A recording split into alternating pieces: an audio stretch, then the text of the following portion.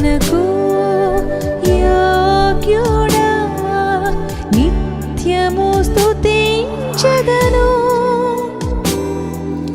నీ మేలులను మరువకనే ఎల్లప్పుడు స్తుతి పాడెదను. ఆరాధనకు యోగ్యుడా, నిత్యము స్తుతించెదను. నీ మేలులను మరువకనే ఎల్లప్పుడు స్తుతి పాడెదను. ఆరాధన. మన ప్రభువును రక్షకుడైన యేసుక్రీస్తు నామములో మీ అందరికీ శుభములు. ప్రియమైన సహోదరి సహోదరులారా, మన జీవితంలో మనం ఎలాంటి అవసరతలు ఉన్నప్పటికీ, ఎలాంటి సమస్యలు ఉన్నప్పటికీ, మన జీవితంలో కొన్నిసార్లు అర్థం కాని పరిస్థితులు ఉన్నప్పటికీ మనకి సమీపముగా ఉన్నటువంటి దేవుడు ఒక ఆయన ఉన్నాడు. ఆయన మన ప్రభు అయిన యేసుక్రీస్తు. ఆయన సమీపముగా ఉండు దేవుడని బైబిల్లో వ్రాయబడి ఉన్నది.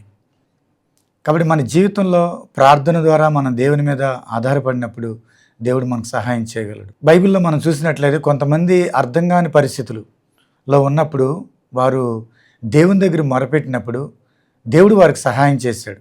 కానీ ఆ విషయాలు వారికి తెలియదు. ఏం జరుగుతుందో అర్థం కాని పరిస్థితుల్లో వారు ఉన్నప్పుడు వారు దేవునికి మొరపెడితే దేవుడు తెలియజేశాడు. ఆదికాండము 25వ అధ్యాయము 21, 22 వచనాలు మనం గమనించినట్లయితే, ఇస్సాకు భార్య గొడ్రాలు గనుక అతడు ఆమె విషయమై యెహోవాను వేడుకొనెను. యెహోవా అతని ప్రార్థన వినెను గనుక అతని భార్య అయిన రిబ్కా గర్భవతి ఆయను. ఆమె గర్భంలో శిశువులు ఒకనితోనొకడు పెనుగులాడిరి గనుక ఆమె ఇలాగైతే నేను బ్రతుకుట ఎందుకు అనుకుని ఈ విషయమై యెహోవాను అడగ వెళ్ళాను. ఇక్కడ మనం గమనించినట్లయితే పరిశుద్ధ గ్రంథంలో అబ్రహాము కోడలైనటువంటి రిబ్కా, ఆమెకు సంతానం లేదు. ఆ సమయంలో తన భర్త అయినటువంటి ఇస్సాకు, అబ్రహాము కుమారుడైన ఇస్సాకు భార్య కొరకు ఆయన ప్రార్థన చేశాడు. నా భార్య గొడ్రాలయ్యింది ప్రభువా, ఆమెను దర్శించు, గర్భఫలమివ్వు ప్రభువా, నాకు గర్భఫలమివ్వు, నాకు సంతానం అనుగ్రహించని రిబ్కా భర్త అయినటువంటి ఇస్సాకు ప్రార్థన చేసినప్పుడు దేవుడు ఆ భార్య యొక్క గర్భాన్ని దేవుడు తెరిచాడు. ఆమె గర్భవతి అయినది, కానీ ఆమె గర్భములో పెనుగులాట జరుగుతుంది. లోపల ఏం జరుగుతుందో ఆమెకు తెలియదు. ఆమె ఆ బాధను తట్టుకోలేని పరిస్థితిలో ఉంది. స్త్రీలైన వారికి మీకు తెలుస్తుంది. కానీ ఈమెలో ఉన్నటువంటి గర్భంలో ఉన్నటువంటి పరిస్థితి అది తట్టుకోలేనిదిగా ఉంది. ఎంత తట్టుకోలేనిదిగా ఉందంటే నేను బ్రతుకుట ఎందుకు అనేటువంటి పరిస్థితిలో ఉంది. కానీ ఆ బాధ ఎందుకు వస్తుందో ఆమెకు అర్థం కాలేదు. ఈ రోజుల్లో అయితే స్కానింగ్లు ఉన్నాయి, స్కానింగ్ తీస్తారు, అమ్మ నీ సమస్య ఇదని చెప్తారు. ఆ రోజుల్లో స్కానింగ్లు ఏమి లేవు. ఆ రోజుల్లో కనీసం తన బాధ చెప్పుకోవడానికి అక్కడ అత్తగారు కూడా లేదు. శారా ఆల్రెడీ ఆమె 127 సంవత్సరాలు జీవించి చనిపోయినట్లుగా మనం చూస్తాము. 23వ అధ్యాయము 1 వచనాల్లో మనం గమనించగలం. కానీ ఏం జరుగుతుందో అనేటువంటి విషయాన్ని అన్నీ తెలిసిన దేవుడు ఉన్నాడు కాబట్టి దేవుణ్ణి అడుగుదామని దేవుని దగ్గరికి వెళ్ళి విచారణ చేసింది. ఆదికాండం 20వ అధ్యాయం 22వ వచనంలో ఈ విషయమై యెహోవాను అడగ వెళ్ళెను. ఇదే ప్రార్థన అంటే. అర్థం కాని పరిస్థితిలో మనం ఉన్నప్పుడు దేవునికి మొరపెడితే దేవుడు తెలియజేస్తాడు. ఆ పరిస్థితి ఏంటనేది దేవుడు తెలియజేస్తాడు. ఆ సమస్య ఏంటనేది తెలియజేస్తాడు. ఆ విషయం ఏంటనేది దేవుడు తెలియజేస్తాడు. కొన్నిసార్లు మనకు అర్థం కాకపోయినా దేవుడు మనకు తెలియజేస్తాడు. ఇక్కడ చూడండి, ఈమె ఎప్పుడైతే వెళ్ళి దేవుడిని అడిగిందో దేవుడు వెంటనే ఆమెకు జవాబిచ్చాడు. ఏమనంటే, అమ్మా నీ గర్భంలో 2 జనపదాలు ఉన్నాయి, 2 కవలవారు నీ గర్భంలో ఉన్నారు, వారిద్దరూ కూడా అక్కడ పెనుగులాట జరుగుతుంది కాబట్టి దానివల్ల నీకు ఆ నొప్పి వస్తుందని దేవుడు చెప్పాడు. 22వ వచనం, ఆమె గర్భంలోని శిశువులు ఒకనితోనొకడు పెనుగులాడిరి గనుక ఆమె ఈ విషయం అయితే ఇలాగైతే నేను బ్రతుకుట ఎందుకు అనుకుని ఈ విషయమై యెహోవాను అడగవెళ్ళను. అప్పుడు యెహోవా ఆమెతో ఇట్లనెను, 2 జనములు నీ గర్భములో కలవు, 2 జనపదములు నీ కడుపులో నుండి ప్రత్యేకంగా వచ్చును. ఒక జనపదము కంటే ఒక జనపదము బలిష్టమై ఉండును, పెద్దవాడు చిన్నవాడికి దాసుడగును అనెను. కాబట్టి దేవుడు చెప్పాడు అక్కడ 2 అంటే 2 కవలవారు ఉన్నారని దేవుడు చెప్పాడు. దానివల్లనే ఈ బాధ నీకు వస్తుందని చెప్పాడు. కాబట్టి మన జీవితంలో కొన్నిసార్లు కష్టాలు వచ్చినప్పుడు, కొన్నిసార్లు అర్థం కాని పరిస్థితిలో ఉన్నప్పుడు దేవుని దగ్గర మనం విచారణ చేస్తే, దేవుని దగ్గర మనం చెప్పుకుంటే దేవుడు ఖచ్చితంగా మనకు జవాబును దేవుడు ఇస్తాడు. సంతాన విషయంలో దేవుడు ఇస్సాకు ప్రార్థన విని భార్య అయినటువంటి రిబ్కా గర్భాన్ని దేవుడు తెరిచాడు. ఆమెకున్న సమస్య దేవునికి చెప్పుకున్నప్పుడు దేవుడు చెప్పాడు, ఈ సమస్య దీనివల్ల వస్తుందని చెప్పాడు. అప్పుడు ఆమె దేవుని స్తుతించింది. దేవుడు చక్కటి 2 బిడ్డలని కవలవారిని ఇచ్చినట్టుగా మనం చూస్తాం. కాబట్టి మన జీవితంలో కూడా అర్థం కాని పరిస్థితిలో ఉన్నప్పుడు, కొన్నిసార్లు బాధ ఏంటో అర్థం కానప్పుడు, కొన్నిసార్లు సమస్యకి పరిష్కారం దొరకనప్పుడు నువ్వేం చేస్తావంటే దేవుని దగ్గరికి వెళ్ళి మొరపెట్టు. దేవుడే నీకు చక్కటి ఆలోచన ఇస్తాడు, నీ మార్గాన్ని ఆయన సరళం చేస్తాడు. దేవుడు కొన్నిసార్లు నీకు జవాబిస్తాడు. రాహేలు పిల్లలు లేనప్పుడు ఏం చేసింది? యాకోబు దగ్గరికి వెళ్ళి అడిగింది. రాహేలు కూడా సంతానం లేనప్పుడు ఆమె ఏం చేస్తుందంటే దేవుని దగ్గర అడగకుండా మనుషుల దగ్గర అడుగుతుంది. తన భర్తను అడుగుతుంది. చూడండి, ఆదికాండం 35:1 రాహేలు తాను యాకోబునకు పిల్లలు కనకపోవుట చూచి తన అక్కయందు అసూయపడి యాకోబుతో, నాకు గర్భఫలం ఇమ్ము, లేని ఎడల నేను చచ్చేదనెను. ఎవరిని అడుగుతుంది? నాకు గర్భఫలం ఇమ్మని భర్తను అడుగుతుంది. సంతానం ఇచ్చేది ఎవరో? దేవుడు సంతానం ఇచ్చేది. మనుషుల సహాయం వలన కావు, మనుషుల సహాయం ఉండొచ్చేమో, దేవుడు సంతానం ఇచ్చేది, గర్భఫలం ఇచ్చేది దేవుడు. కుమారులు యెహోవాని గురించి స్వాస్థ్యము, గర్భఫలము ఆయన ఇచ్చు బహుమానం అని వ్రాయబడి ఉన్నది. అలాగే మనందరికీ ఆది తల్లి అయినటువంటి అవ్వ, జీవము గల ప్రతివానికి తల్లి అని అవ్వను గురించి వ్రాయబడి ఉన్నది. ఆదికాండం 4:1 భూమి మీద పుట్టని వారు 2, వాళ్ళు ఎవరంటే ఆదాము అవ్వలు. వారు భూమి మీద పుట్టలేదు, సంపూర్ణ మానవులుగా వారు దేవుని చేత సృష్టించబడ్డారు, నిర్మించబడ్డారు. అయితే దేవుడు వారిని ప్రేమించి వారికి సంతానం ఇచ్చాడు, కుమారుని ఇచ్చాడు. అయితే అవ్వ ఏమన్నదంటే ఆదికాండం 4:1 యెహోవా దయ వలన నేను ఒక మనిషిని సంపాదించుకున్నానని ఆమె చెప్పింది. దేవుని దయ వలనే ఈ బిడ్డను మేము సంపాదించుకున్నాం. సంతానం ఇచ్చే దేవుడు, గర్భఫలం ఇచ్చే దేవుడు, బిడ్డల్ని ఇచ్చే దేవుడు. కాబట్టి దేవుణ్ణి అడగాలి. నువ్వు ఏ స్థితిలో ఉన్నా, దేవుడిని ఏ స్థితిలో ఉంచినా ఆ స్థితిలో సంతృప్తి కలిగి ఉండటం నేర్చుకో. అప్పుడు దేవుడు నేను ఖచ్చితంగా నువ్వు అనుకున్న దానికంటే, నువ్వు ఊహించిన దానికంటే ఉన్నతమైన స్థితిలో దేవుడు ఉంచుతాడు. కాబట్టి ఇతరులను చూసి అసూయపడి నిన్ను నువ్వు కృంగిపోయే స్థితిలోకి వెళ్ళబాకు. ఇక్కడ చూడండి, అక్కకి పిల్లలు ఉన్నారు, నాకు పిల్లలు లేరు, నాకు సంతానం లేదు, నాకు సంతానం ఇమ్మని చెప్పేసి తన భర్తను అడుగుతుంది. దేవుణ్ణి అడగట్లా. కానీ తన అక్క ఏం చేసింది? దేవునికి మొరపెట్టింది, దేవుణ్ణి అడిగింది. అక్కడ చూడండి, ఆదికాండం 29:31 లేయా ద్వేషించబడుట యెహోవా చూచి ఆమె గర్భము తెరిచెను, రాహేలు గొడ్రాలై ఉండెను. లేయా గర్భవతి కుమారుని కని యెహోవా నా శ్రమను చూచి ఉన్నాడు గనక నా పెనిమిటి నన్ను ప్రేమించును కదా అనుకుని అతనికి రూబేన్ అని పేరు పెట్టాను. కాబట్టి ప్రతి విషయంలో కూడా ఆ దేవునికి మొరపెట్టడం, దేవుడు నా పరిస్థితిని చూచాడు, నా ప్రార్థన విన్నాడు, నాకు బిడ్డనిచ్చాడు అని ఆమె దేవుని స్తుతించింది. కాబట్టి దేవుని మీద ప్రార్థన ద్వారా దేవుని మీద ఆధారపడటం మనం నేర్చుకోవాలి. చూడండి, రిబ్కా ఆమె గర్భంలో ఏం జరుగుతుందో తనకు తెలియదు. ఆ బాధ చెప్పుకోవడానికి తనకు సమీపంగా ఎవరు లేరు. కానీ ఉన్నా లేకున్నా ముందు దేవుడు ఉన్నాడు, నాకు సమీపంగా ఉన్నాడని ఈ విషయమై యెహోవాను అడగా వెళ్ళాను. మన అంశం ఏంటంటే, ఈ విషయమై యెహోవాను అడగ వెళ్ళాను. నువ్వు ఏ విషయమై బాధపడుతున్నావు, ఏ విషయమును గురించి నువ్వు ఆలోచిస్తున్నావు, ఏ విషయం గురించి నువ్వు కృంగిపోతున్నావు, ఆ విషయం దేవుని సన్నిధిలో పెట్టు, మొరపెట్టు, ప్రార్థన చేయి. దేవుడిని ఖచ్చితంగా జవాబిస్తాడు, నీకు సహాయము చేస్తాడు. రిబ్కా తన యొక్క గర్భంలో ఉన్నటువంటి సమస్య నిమిత్తము దేవుడిని అడిగినప్పుడు దేవుడు చెప్పాడు, దేవుడు చక్కటి 2 బిడ్డల్ని ఇచ్చినట్టుగా చూస్తాం. రెండోది మనం గమనించినట్లయితే యోహాను సువార్త 2:వ మనం గమనించినట్లయితే 1-11 వరకు ఉన్న భాగంలో యేసు ప్రభు వారు కానాను ఊరిలో ఒక వివాహం జరిగింది. ఆ వివాహానికి యేసు ప్రభు ఆయన శిష్యులు పిలువబడ్డారు, ఆహ్వానించబడ్డారు. అయితే అక్కడ యేసు తల్లి అయిన మరియ ఆల్రెడీ ఆ వివాహంలోనే ఉన్నది. బహుశా వారి బంధువులు కావచ్చు. అయితే వివాహ కార్యక్రమానికి వచ్చిన వారికి ద్రాక్షరసం పోయటం మర్యాద కాబట్టి అందరికీ ద్రాక్షరసం పోస్తున్నారు. కానీ యేసుప్రభు వారు ఆ వివాహానికి వచ్చినప్పుడు ఆ వివాహం ఘనమైనదిగా ఎంచబడింది. యేసుప్రభు వారు వివాహానికి వచ్చినప్పుడు ఇక్కడ ద్రాక్షరసం అయిపోయింది అనేటువంటి విషయాన్ని మనం వింటాం. బహుశా వారు అనుకున్న ఎస్టిమేషన్ మించిపోయింది, ద్రాక్షరసం అయిపోయింది. ద్రాక్షరసం కావాలంటే అమ్మేవాళ్ళ దగ్గరికి వెళ్ళాలి, లేకపోతే ద్రాక్ష తోటలో అక్కడ గానుగు ఉంటుంది కాబట్టి ఆ ద్రాక్ష తోటలోకి వెళ్ళి అక్కడ గానుగులో నుంచి ద్రాక్షరసం తీస్తారు కాబట్టి అక్కడికి వెళ్ళాలి. లేదా ఇరుగు పొరుగు వారి దగ్గరికి ఎక్కడన్నా ద్రాక్షరసం అమ్మేవారు ఉంటే వారి దగ్గరికి వెళ్ళాలి. కానీ ద్రాక్షరసం అయిపోయినప్పుడు ఆ యేసు తల్లి అయిన మరియ యేసు ప్రభు దగ్గరికి వచ్చింది. అయ్యా, ద్రాక్షరసం అయిపోయింది అని యేసు ప్రభుని అడిగినట్లుగా మనం చూస్తాం. 2వ అధ్యాయము 3వ వచనం, ద్రాక్షరసం అయిపోయినప్పుడు యేసు తల్లి వారికి ద్రాక్షరసం లేదని ఆయనతో చెప్పగా యేసు ఆమెతో, అమ్మా, నాతో నీకేమి పని? నా సమయం ఇంకనూ రాలేదని. చూడండి, ద్రాక్షరసం అయిపోయినప్పుడు యేసు తల్లి వారికి ద్రాక్షరసం లేదని ఆయన దగ్గరికి వెళ్ళింది, ఆయనతో చెప్పగా.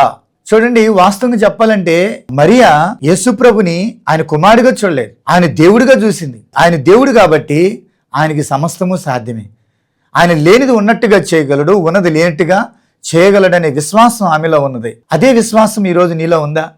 ఈరోజు ఏది లేదని బాధపడుతున్నావో, నువ్వు సంతానం లేదని బాధపడుతున్నావా? నా జీవితంలో ఆర్థికమైనటువంటి ఇబ్బందుల్లో ఉన్నానని బాధపడుతున్నావా?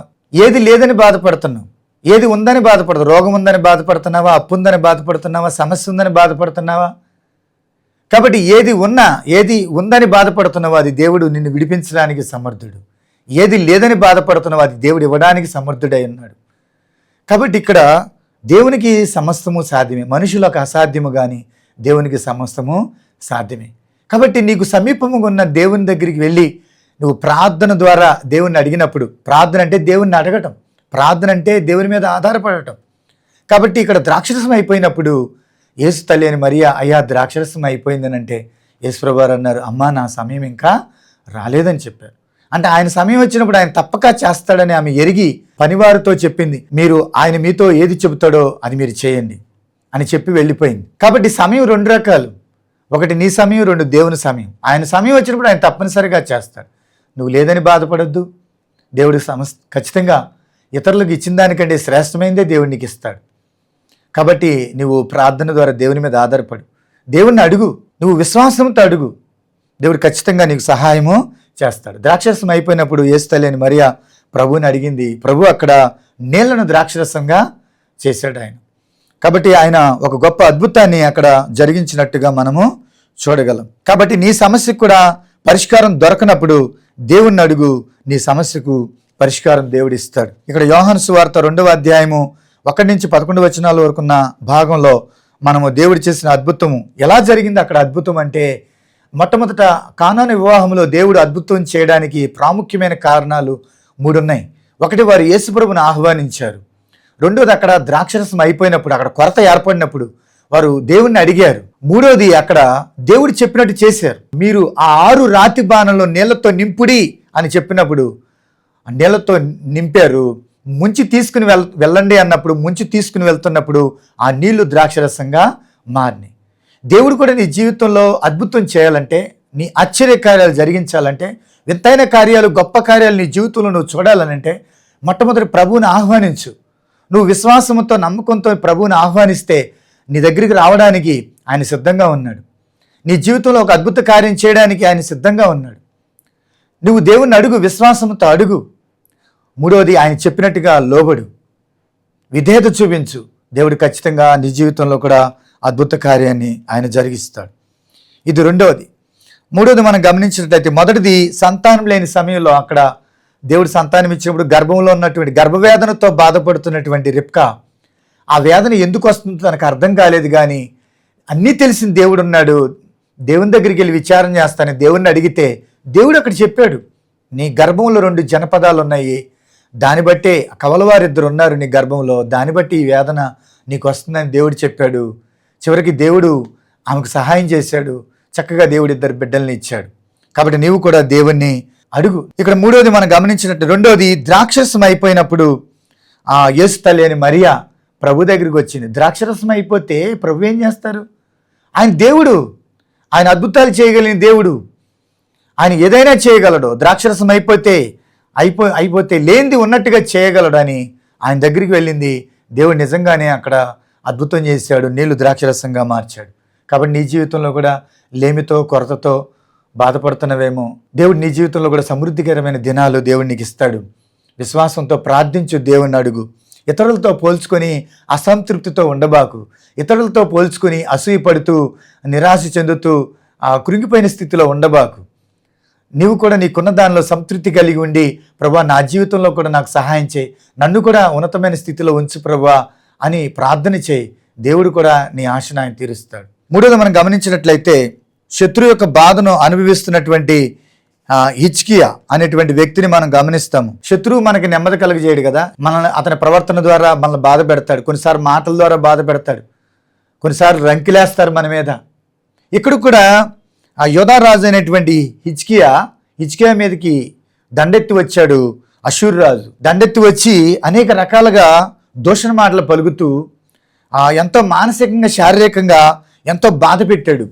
యోధారాజు అని హిజ్కియాను బాధ పెట్టాడు. రాజుల 2వ గ్రంథం 19వ అధ్యాయము 14-19 మనం గమనించినట్లయితే, అషూరు రాజు దండెత్తి వచ్చి అనేక రకాలుగా దేవుణ్ణి తిడుతూ, మీ దేవుడు గొప్పవాడైతే నా చేతిలో నుంచి మిమ్మల్ని విడిపిస్తాడేమో చూడు, మీ దేవుడు గొప్పవాడైతే నా చేతిలో నుంచి మిమ్మల్ని విడిపించగలడా, మిమ్మల్ని రక్షించగలడా, మీకు సహాయం చేయగలడా అని అనేక రకాలుగా అటు దేవుని దూషిస్తూ, తర్వాత నువ్వు చేతగానివాడు అని తనకు రోషాన్ని పుట్టిస్తూ, ఆ విధంగా యోధారాజు అయిన హిజ్కియాని మాటల చేత బాధ పెట్టాడు, దోషులు మాట్లాడాడు. ఆ ఉత్తరంలో ఉన్నటువంటి విషయాలు అన్నీ కూడా రాస్తున్న మాటలు చదివినప్పుడు తనకి ఎంతో బాధ అనిపించింది. ఆ మాటలన్నీ కూడా ఏం చేశాడంటే దేవుని మందిరానికి వెళ్ళి పరిచాడని అక్కడ రాయబడి ఉంటుంది. 19వ అధ్యాయము రాజుల 2వ గ్రంథం 19వ అధ్యాయము 14 వచ్చిన చూస్తే, హిజ్కియా దూతల చేతిలో నుండి ఆ ఉత్తరము తీసుకుని చదివి యెహోవా మందిరంలోకి పోయి యెహోవా సన్నిధిని దాన్ని విప్పి పరిచి యెహోవా సన్నిధిని ఇట్లని ప్రార్థన చేశాను. యెహోవా, కెరూబుల మధ్య నివసించిన ఇశ్రాయేలు దేవా, భూమి ఆకాశములను కలుగజేసిన అద్వితీయ దేవా, నీవు లోకమందున సకల రాజ్యములకు దేవుడివై ఉన్నావు. యెహోవా చెవియొగ్గి ఆలకింపుము, యెహోవా కనులు తెరిచి దృష్టించుము. జీవము గల దేవుడివైన నిన్ను దూషించుటకై సన్హరీబు పంపిన వాని మాటలను చెవిని బెట్టుము. యెహోవా, అషూరు రాజులు ఆ జనములను వారి దేశములను పాడు చేసి వారి దేవతలను అగ్నిలో వేసిన నిజమే. ఆ రాజ్యము దేవతలు నిజమైన దేవుళ్ళు గాక మనుషుల చేత చేయబడిన కర్రలు రాళ్ళు గనక వారు నిర్మూలం చేసిరి. యెహోవా మా దేవ, 19వ అధ్యాయం 19వ వచనంలో, యెహోవా మా దేవ, లోకమందున సమస్త జనులు నీవే నిజముగా అద్వితీయ దేవుడిపైన యెహోవాని తెలుసుకున్నట్లుగా అతని చేతిలో నుండి మమ్మను రక్షించుము. వాస్తవంగా యోధారాజు అయిన హిజ్కియా కంటే అషూరు రాజు బలమైన వాడు. అతను సైన్యం తీసుకుని తన దేశం మీదకి యోధారాజు మీదకి దండెత్తి వచ్చినప్పుడు అతను ఉన్నటువంటి అండను చూసుకుని, తనకున్నటువంటి సైన్య బలాన్ని చూసుకుని అనేక రకాలుగా దూషణ మాటలు మాట్లాడాడు. ఆ ఉత్తరాల్లో కూడా అనేక రకాలుగా మీ దేవుడు చేతగానివాడు, నువ్వు చేతగానివాడువు అని తనకు రోషం పుట్టించే మాటలు మాట్లాడాడు. ఆ మాటలన్నీ దేవుని మందిరానికి తీసుకుని వెళ్ళి, ఆ ఉత్తరంలో ఉన్న మాటలన్నీ ఆ దేవుని మందిరానికి వెళ్ళి ఆ ఉత్తరాన్ని పరిచి చదివి, ప్రభువా ఇలాంటి మాటలు మాట్లాడుతున్నాడు, ప్రభువా నీవే వాడిని దృష్టించు, మమ్మల్ని అతని చేతిలో నుంచి రక్షించు, అతను సిగ్గుపడినట్లుగా మా జీవితంలో అతని ఎదుట మేము తల ఎత్తి బ్రతుకున్నట్లుగా పరిస్థితులు ఉంచయ్యా, మాకు ఆ దేశం పైన జయమయ్యా అని హిజ్కియా ప్రార్థన చేశాడు. మన జీవితంలో కూడా కొన్నిసార్లు మనుషుల మాటలను బట్టి బాధపడతాము. కానీ మనం ఏం చేయాలంటే దేవుని మందిరానికి వెళ్ళి, లేకపోతే నువ్వు సమీపంగా ఉన్నాను, దేవునికి సమీపంగా ఉన్నాడు కాబట్టి ప్రార్థన ద్వారా ఆ మాటలన్నీ దేవునికి తెలియజేసినప్పుడు దేవుడే నీ పరిస్థితులను ఆయన చక్కబెడతాడు. ఆ పరిస్థితుల్లో దేవునికి జయమిస్తాడు. ఎవరైతే నిన్ను దూషించారో వారే నిన్ను ప్రేమించే విధంగా దేవుడు చేస్తాడు. అంతేగాని మాటకు మాట దెబ్బకి దెబ్బలాగా చేయబాకు, పక్కదిచ్చుకునే పనులు చేయబాకు. కాబట్టి ఇక్కడ మనం చూసినట్లయితే అదే దూషించినటువంటి అషూరు రాజు చివరికి తోక ముడుచుకుని వెళ్ళిపోయినట్లుగా మనము చూస్తున్నాం. దేవుడు హిజ్కియా పక్షాన విజయం ఇచ్చినట్లుగా మనం చూస్తాం. తర్వాత మనం బైబిల్లో గమనించినట్లయితే ఇశ్రాయేలు ప్రజలు వారి జీవితంలో ఐగుప్తు దేశాన్ని విడిచిపెట్టిన తర్వాత వారు ప్రయాణమై వెళ్ళి యోర్దాను నది దాటి కనాను భూభాగంలోకి అడుగుపెట్టిన తర్వాత ఇప్పటి వరకు వారి ప్రయాణంలో అపజయం అనేది వారి జీవితంలో చూడలేదు. కానీ ఒక చిన్న పట్టణము హాయి అనే పట్టణానికి వెళ్ళి వారు ఓడిపోయారు. నాయకుడైనటువంటి ఇశ్రాయేలు నాయకుడైన యెహోషువ అపజయం ఎందుకు వచ్చిందో అర్థం కాలేదు. అర్థం కాక ఇంతవరకు ఎప్పుడు అపజయం రాలేదు, అపజయం ఎందుకు వచ్చింది అని బాధపడుతూ ఆ మోకాళ్ళ మధ్య పెట్టుకొని ఏడుస్తూ ఉన్నాడు. దేవునికి అక్కడ మొరపెట్టాడు, ప్రార్థన చేశాడు, ప్రభువా అపజయం ఎందుకు వచ్చింది అని ప్రార్థిస్తే దేవుడు అన్నాడు, ఇశ్రాయేలు ప్రజలు పాపం చేశారు, దానివల్లనే అపజయం వచ్చిందని అక్కడ చెప్పాడు. 7వ అధ్యాయం 8 నుంచి చూస్తే, ప్రభువా కనికరించుము, ఇశ్రాయేలులు తమ శత్రువుల ఎదుట నిలవలేక వెనుకకు తిరిగినందుకు నేనేమి చెప్పగలను? కానానీయులు ఈ దేశంలో నివసించు వారందరూ విని మమ్మల్ని చుట్టుకుని మా పేరు భూమి మీద ఉండకుండా తుడిచివేసిన ఎడల ఘనమైన నామం గురించి నువ్వేమి చేయదు అని ప్రార్థింపగా, యెహోషువ గ్రంథం 7వ అధ్యాయం 10వ వచనంలో, యెహోవా యెహోషువతో ఇట్లా నేను లెమ్ము, నీవేళ ఇక్కడ ముఖము నేల మోపుకుందువు, ఇశ్రాయేలులు పాపము చేసి ఉన్నారు, నేను వారితో చేసిన నిబంధన వారు మీరి ఉన్నారు. ఏంటి ఆ పాపం అంటే, నేను ఏదైతే చేయొద్దన్నానో ఆ పని వారు చేశారు, శాపగ్రస్తమైన దాన్ని ఉంచుకోవద్దంటే ఉంచుకున్నారు, అందువల్లనే వారు శత్రువులు ఎదుట నిలవలేక ఓడిపోయారు అని చెప్పాడు. పాపము అపజయాన్ని తీసుకుని వస్తుంది, పాపము శాపాన్ని తీసుకుని వస్తుంది, పాపము ప్రియమైన వాళ్ళరా అవమానం తీసుకుని వస్తుంది, నీతి ఘనతని తీసుకొస్తుంది, పాపము అవమానం తీసుకుని వస్తుంది. పాపం ఉన్న దగ్గర దేవుడు ఉండలేడు కదా. పరిశుద్ధత ఉంటే దేవుడు మనకు తోడే ఉంటాడు, నీతి కలిగి ఉంటే దేవుడు మనకు తోడే ఉంటాడు, అప్పుడు మనకు జయం వచ్చింది. ఇక్కడ పాపము శపితమైన దాన్ని ఉంచుకున్నందువలన అది పాపం గనక దేవుడు వారి మధ్య లేడు గనక వారికి అపజయం వచ్చింది. అక్కడ అపజయం ఎందుకు వచ్చిందో యెహోషువ, నాయకుడైన యెహోషువకు అర్థం కాలేదు. దాని విషయమై దేవుని సన్నిధికి వెళ్ళి మొరపెట్టి ప్రార్థన చేస్తే, ఇదిగో ఇశ్రాయేలు ప్రజలు పాపము చేసి ఉన్నారు, అందువల్లనే అపజయం వచ్చిందని చెప్పాడు. కాబట్టి అది ఎప్పుడైతే ఆ పాపాన్ని మీరు తొలగిస్తారో అప్పుడు మీకు జయం వచ్చిందని చెప్తాడు. చూడండి, యెహోషువ గ్రంథం 7:13 నీవు లేచి జనులను పరిశుద్ధపరిచి వారితో ఇలాగ చెప్పుము, రేపటికి మిమ్మును మీరు పరిశుద్ధపరచుకొనుడి. ఇశ్రాయేలుల దేవుడైన యెహోవా సెలవిచ్చిందేమనగా, ఇశ్రాయేలులారా, మీ మధ్య శాపగ్రస్తమైనది ఒకటి కలదు, మీరు దాన్ని మీ మధ్య ఉండకుండా నిర్మూలన చేయ వరకు మీ శత్రువుల ఎదుట మీరు నిలవలేరు. మీ మధ్య ఏదైతే శాపగ్రస్తమైంది ఉందో దాన్ని తీసివేయండి, అప్పుడు నేను మీకు మీ మధ్య ఉంటాను, మీకు తోడే ఉంటాను, మీకు జయం వచ్చింది. కాబట్టి మన జీవితంలో ఏదైనా పాపం ఉంది, అపజయం రావడానికి కారణం మన పాపమేమో. ఆ పాపాన్ని విడిచిపెడదాం, ఒప్పుకుని ప్రభు క్షమిస్తాడు. కొన్నిసార్లు మన జీవితంలో అపజయం వచ్చిందని బాధపడుతున్నామేమో. నా జీవితంలో ఎన్నడూ నేను ఓటమి చూడలేదు, నా జీవితంలో ఎప్పుడు నేను ఒకరి చేత మాటపడలేదు, కానీ ఈరోజు పరిస్థితులను బట్టి నేను మాటపడాల్సి వస్తుంది, మాట తప్పాల్సి వస్తుంది. ఇలాంటి పరిస్థితి ఎప్పుడు నా జీవితంలో జరగలేదు, కానీ ఈ రోజున ఇలాంటి పరిస్థితుల్లో నేను బ్రతుకుతున్నాను అనుకుంటున్నావేమో. కొన్నిసార్లు ఇలాంటి పరిస్థితులు రావడానికి కారణం నీ తప్పిదాలేమో, నువ్వు కొని తెచ్చుకున్నటువంటి విషయాలే ఉన్నాయేమో. వాటిని దేవుని సన్నిధిలో వెళ్ళి ప్రార్థన చేసి, ప్రభువా నన్ను క్షమించు, నా తప్పిదాలైతే నన్ను క్షమించు ప్రభువా అని దేవుని వేడుకో, దేవుడు నీకు సహాయము చేస్తాడు. బైబిల్లో మనం గమనిస్తే దానియేలు గ్రంథంలో ఒక సందర్భాన్ని మనం చూడగలం. అక్కడ రాజుగారి కళ వచ్చింది, రాజుగారి కళ రాజుగారే మర్చిపోయారు. కానీ రాజుగారు ఆ దేశం అంతటా ఏమని చాటింపేశాడంటే, నాకు వచ్చిన కళ చెప్పాలంటున్నాడు. అక్కడున్నటువంటి మంత్రులకు, అక్కడున్నటువంటి ఆ కలభావం చెప్పే వాళ్ళందరినీ పిలిపించి, ఆ కలభావం చెప్పే జ్ఞానం కలిగిన వాళ్ళందరినీ పిలిపించి, నాకు వచ్చిన కళ చెప్పండి అని అంటున్నాడు. దాని భావం చెప్పమంటున్నాడు. వాళ్ళు ఏమంటున్నారంటే, రాజుగారు మీకు వచ్చిన కళ ఏంటో చెప్పండి, దాని భావం ఏంటో, దాని అర్థం ఏంటో మేము చెప్తామని అంటే, అసలు ఆ కళ నేను మర్చిపోయాను కాబట్టి మీరు నాకు చెప్పండి అంటున్నాడు.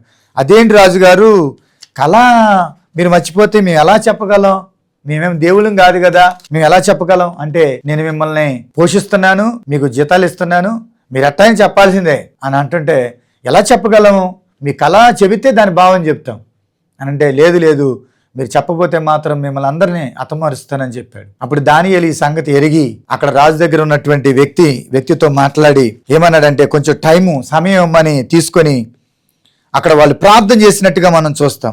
దానియేలు గ్రంథము 2:14 అప్పుడు దానియేలు బబులోనులోని జ్ఞానులను చంపుటకై బయలుదేరిన రాజదేహ సంరక్షణ అధిపతియగు అర్యోకు దగ్గరకు పోయి జ్ఞానయుక్తముగా మనవి చేసెను. రాజు నద్ద నుండి ఈ ఆజ్ఞ ఇంత త్వరితముగా వచ్చుట ఏమని దానియేలు రాజు యొక్క అధిపతి అని అర్యోకును అడగగా, అర్యోకు ఆ సంగతి దానియేలుకు తెలియజెప్పెను. అప్పుడు దానియేలు రాజు సన్నిధికి పోయి స్వప్నభావమును తెలియజెప్పుటకై తనకు సమయం దయచేయమని రాజును బతిమాలెను. అయ్యా, నీకు వచ్చిన కళ ఏంటో, దాని భావం ఏంటో చెప్పడానికి కొంచెం సమయం ఇవ్వమని అడిగాడు, తీసుకున్నాడు.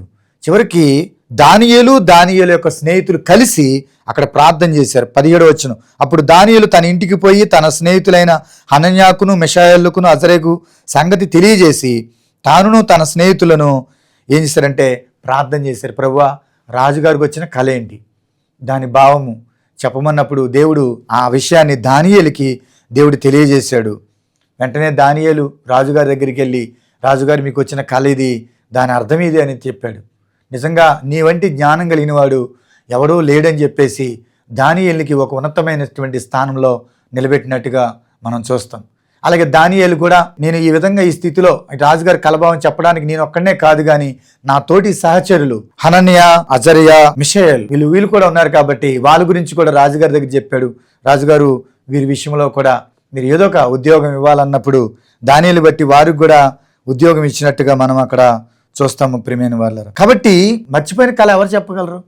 కానీ దానియేలు దేవునికి మొరపెట్టాడు, దేవుడు తనకు తెలియజేశాడు. కాబట్టి ఏ విషయమైనా సరే ప్రార్థన ద్వారా దేవుని మీద ఆధారపడు.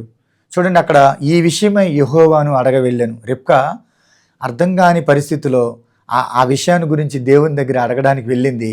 దేవుడు ఆ విషయాన్ని గురించి చెప్పాడు. నీ జీవితంలో ఏ విషయమై బాధపడుతున్నావో దేవుని అడుగు. యేసుప్రభువు వారు ఇంకో కొన్ని గంటల్లో సిలువ వేయబడతాడు అనగా ఆ సన్నివేశాన్ని ప్రభు చూస్తూ ఏమని ప్రార్థన చేశారంటే గెత్సేమనే తోటలో, తండ్రి నీ చిత్తమైతే ఈ గిన్నె నా యొద్ద నుండి తొలగించు అని ప్రార్థన చేశారు. ఎందుకంటే ఒక మానవుడిగా ఈ సిలువ శ్రమను నేను అనుభవించలేను అని చెప్పేసి ఆయన ప్రార్థన చేస్తున్నప్పుడు నా ఇష్టం కాదు నీ చిత్తమే సిద్ధించును గాకని ప్రార్థన చేశారు. తండ్రికి మొరపెట్టినప్పుడు ఏం జరిగిందంటే అక్కడ పరలోకం నుండి ఒక దూత వచ్చి ఆయన బలపరిచినట్లుగా మనం చూడగలం. లూకాసు వార్త 22వ అధ్యాయము 43వ వచనం, అప్పుడు పరలోకం నుండి ఒక దూత ఆయనకు కనబడి ఆయనను బలపరిచెను. ఆయన సిలువ శ్రమ, భారమైన సిలువ శ్రమను మోయవలసిన పరిస్థితిలో గెత్సేమనే తోటలో మరింత వేదన పడి, ప్రభు ఒక మానవుడికి సమస్య శ్రమను నేను అనుభవించలేను, తండ్రి నీ చిత్తమైతే గిన్నె నా ఎదురు నుండి తొలగించు అని అంటే అన్నాడు. తర్వాత తండ్రి నా చిత్తము కాదు నీ ఇష్టం నెరవేర్చడానికి నేను ఈ లోకానికి వచ్చాను కాబట్టి నీ చిత్తమే సిద్ధించును గాక అన్నప్పుడు పరలోకం నుండి ఒక దూత వచ్చి ఆయన బలపరిచినట్లుగా చూడగలం. కాబట్టి నువ్వు ఏ విషయమైనా సరే నువ్వు ప్రార్థనతో దేవుణ్ణి అడిగినప్పుడు, విశ్వాసంతో దేవుణ్ణి అడిగినప్పుడు అవసరమైతే దేవుడు పరలోకం నుండి నీకు సహాయం చేయగలరు. కాబట్టి ఏ విషయమైనా సరే దేవునికి మొరపెట్టు, ప్రార్థన చేయి, దేవుడు తప్పనిసరిగా నీకు సహాయం చేస్తాడు. మన ప్రభువును రక్షకుడైన యేసు ప్రభు వారు కూడా ఆయన ఎంతో ప్రేమ కలిగిన వాడు, నీ కోసం ప్రాణం ఇచ్చిన దేవుడు. కాబట్టి అడుగుడి మీకు ఇవ్వనని చెప్పిన దేవుడు, వెదకుడి మీకు దొరుకును, తట్టుడి మీకు తీవనని చెప్పిన దేవుడు, నా నామం నన్ను ఏమి అడిగినా నేను చేస్తానని చెప్పిన ప్రభు. విశ్వాసంతో మొరపెట్టు ప్రార్థించే దేవుడిని తప్పనిసరిగా సహాయం చేస్తాడు. రిబ్కా గనక ఈ విషయమై యెహోవాను అడగ వెళ్ళినట్లుగా మీరు కూడా మీకున్న విషయాన్ని మీరు ఆ విషయాన్ని పట్టుకొని దేవుని సన్నిధికి తీసుకెళ్ళి, లేకపోతే వ్యక్తిగతంగా దేవుని సమీపించి ఆ విషయాన్ని దేవుని దగ్గర పరవండి. దేవుడు తప్పనిసరిగా నీ మొర్ర విని, నీ ప్రార్థన విని దేవుడు తప్పనిసరిగా నీకు విడుదలను, స్వస్థతను, నీకు సహాయమును దేవుడు తప్పనిసరిగా చేస్తాడు. ప్రార్థన చేద్దాం. ప్రేమ కలిగిన దేవా, దయగలిగిన మా ప్రభువా, నీ పాదాలకు వందనాలు, స్తోత్రాలు. రిబ్కా గర్భంలో ఉన్నటువంటి నా ప్రభువా విషయమై ఎంతో బాధను అనుభవించింది. లోపల గర్భంలో ఏం జరుగుతుందో తెలియదు. కవలవారు పెనుగులాడుతూ ఉంటే తట్టుకోలేక ఏం జరుగుతుందో అర్థం కాక ఈ విషయమే యెహోవాను అడగ వెళ్ళినప్పుడు, ప్రభువా నాయన నీ గర్భంలో 2 జనపదములు ఉన్నాయి, కవలవారు ఉన్నారు, అందుకని నీకు ఆ నొప్పి, ఆ బాధ అని ప్రభువు చెప్పాడు ప్రభువా. కాబట్టి మా జీవితంలో కూడా ఎలాంటి విషయము మేము ఎదుర్కొంటున్నా దాని విషయంలో ప్రార్థన ద్వారా నాయన నా తండ్రి దేవుని అడిగేవారిగా సహాయం చేయి. అలాగే నా ప్రభువా నా తండ్రి ద్రాక్షరసం అయిపోయినప్పుడు ఏస్తలేని మరియా అయ్యా ద్రాక్షరసం అయిపోయింది అన్నప్పుడు ప్రభు నీలం ద్రాక్షరసంగా మార్చి గొప్ప అద్భుతాన్ని చేసేవు తండ్రి. మా జీవితంలో ఏ కొరతను అనుభవిస్తున్నామో, ఏది లేదని బాధపడుతున్నామో ఆ విషయాన్ని దేవుని దగ్గర మొరపెట్టేవారిగా సహాయం చేయి తండ్రి. అలాగే నా ప్రభువా నా తండ్రి శత్రువు యొక్క బాధను అనుభవించిన హిజ్కియా శత్రువు మాటల చేత ఎంతో బాధ పెట్టాడు, రంకెలు వేశాడు. ఆ మాటలన్నీ దేవుని మందిరంలో విప్పిపరిచినప్పుడు, ప్రార్థించినప్పుడు ప్రభా శత్రువు పైన తనకు జయమిచ్చారు తండ్రి. గొప్ప విడుదలనిచ్చారు ప్రభా హిజ్కియాకు తండ్రి, నీకు వందనాలు. కొన్నిసార్లు మా జీవితాల్లో మనుషుల చేత, మాటల చేత గాయపరచబడి కుమిలిపోతూ మాకు ఎవరు చెప్పుకోలేక మనసులో నలిగిపోవచ్చు. కానీ ఆ విషయాలన్నీ దేవుని సన్నిధిలో విప్పిపరిచినప్పుడు మాకు ఖచ్చితంగా నెమ్మదిచ్చేవాడు. అలాగే నా ప్రభువా నా తండ్రి అసాధ్యమైనటువంటి విషయాలు, రాజుగారి కళ ఎవరు చెప్పలేనిది, కానీ దానియేలు తన స్నేహితులు కలిసి ప్రార్థన చేస్తే రాజుగారికి వచ్చిన కళ ఏంటో చెప్పారు ప్రభు, దాని భావం కూడా తెలియజేశారు. కాబట్టి మా జీవితంలో కూడా అర్థం కాని పరిస్థితులు గుండా వెళ్తున్నప్పుడు దేవుణ్ణి అడిగి నా ప్రభు తెలుసుకొని ప్రభా దాని విషయంలో విడుదల పొందుకున్నట్టుకు సహాయం చేయి ప్రభా. ఈ ప్రార్థన ఉన్న ప్రతి ఒక్కరిని జ్ఞాపకం చేయి. ఏ విషయమే ఎదుర్కొంటున్నారో, ఏ సమస్యను ఎదుర్కొంటున్నారో, అర్థం కాని పరిస్థితులు గుండా వెళ్తున్నారేమో, వారు మొరపెడుతుండగా వారి జీవితాల్లో కూడా గొప్ప అద్భుత కార్యాలను జరిగించి మీరే మహిమ పొందమని యేసు నామములో అడిగి వేడుకొంచున్నాము తండ్రి, ఆమేన్. మన తండ్రి అయిన దేవుని ప్రేమయు, ప్రభువైన యేసుక్రీస్తు కృపయు, పరిశుద్ధాత్మక అన్యోన్య సహవాసం సకల దేవుని కూడా వచ్చిన మనందరికీ, మరి ప్రత్యేకంగా దేవుని మాటలు విన్న ప్రతి ఒక్కరికి, ఎవరు ఏ సమస్యలు ఏ విషయమై దేవుని అడిగి ప్రార్థిస్తున్నారో వారందరికీ దేవుడు తప్పనిసరిగా సహాయం దయచేయునుగాక. ఆమేన్, ఆమేన్.